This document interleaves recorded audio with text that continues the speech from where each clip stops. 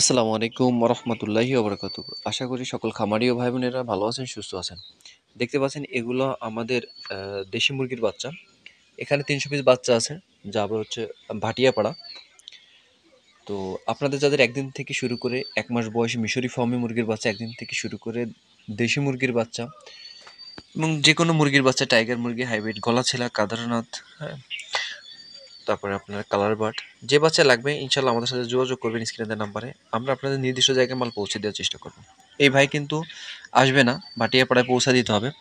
ইনি আমারে আরও ৩ দিন আগে পেমেন্ট করছিল।